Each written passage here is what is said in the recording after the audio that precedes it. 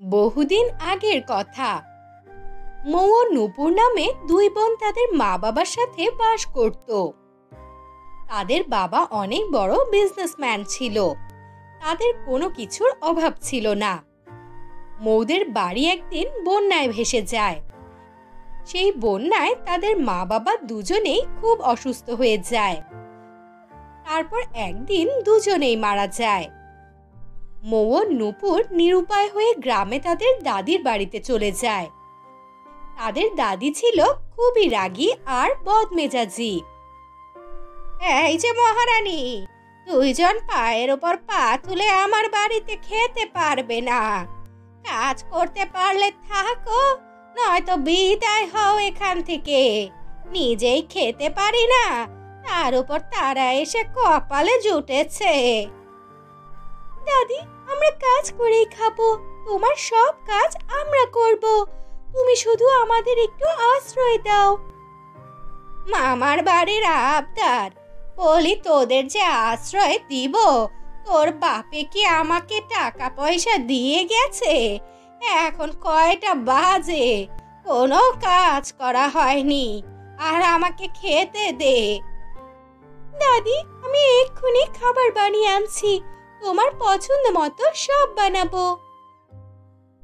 মৌ নূপুরকে দিয়ে বাড়ির সব কাজ করাতো, তবুও তাদের শান্তিতে থাকতে দিত না। মৌ রান্নাঘরে খাবার বানাচ্ছে, তখন নূপুর তার কাছে যায়। নূপুর গিয়ে বলে, আপু, আবার পড়াশোনা করার খুব ইচ্ছে, আমাকে স্কুলে ভর্তি করে দেবে? এটা শুনে মৌয়ের মন খারাপ হয়ে যায়। বোন, আমরা তো খেতেই পারি না, তোমাকে কিভাবে স্কুলে ভর্তি করাবো? আর দাদিকে তো চিনোই, উনি তো আমাদের সহ্যই করতে পারে না। আপু, আমাদের মা বাবা থাকলে আমরা ভালো স্কুলে পড়তাম। এখন এসব কথা বলো না, এখান থেকে যাও।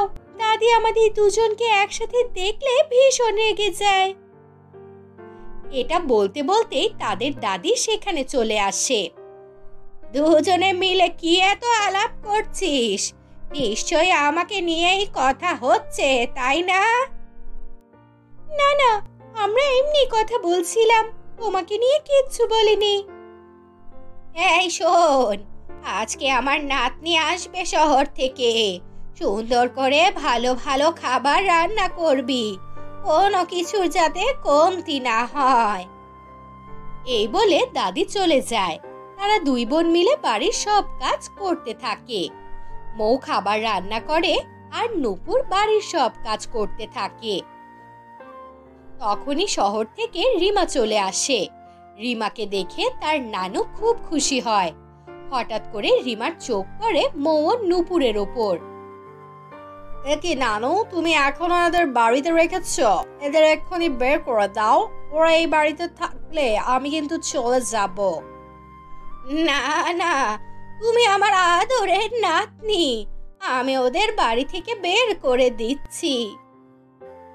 এই বলে মৌ ও নূপুরকে বাড়ি থেকে বের করে দেয়। দাদি, আমাদের আজকে রাতটুকু থাকতে দাও দয়া করে, এত রাতে আমরা কোথায় যাব? যা, বের হ, তোদের জন্য আমার নাতনি কষ্ট পাবে, এটা আমি হতে দেব না। যা হতভাগীরা, যা বলছি। নিরুপায় হয়ে তারা বাড়ি থেকে চলে যায়। বাড়ি থেকে বেরিয়ে তারা একটা গাছের নিচে রাতটুকু পার করে দেয়।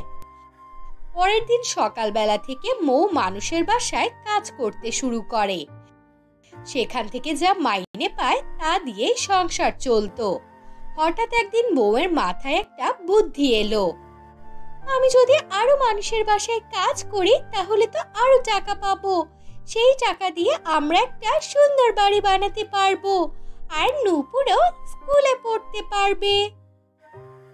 তারপর থেকে মৌ কয়েকজনের বাসায় কাজ করে। সেখান থেকে সে যা মাইনে পেত তা জমিয়ে জমিয়ে সে নূপুরকে স্কুলে ভর্তি করলো।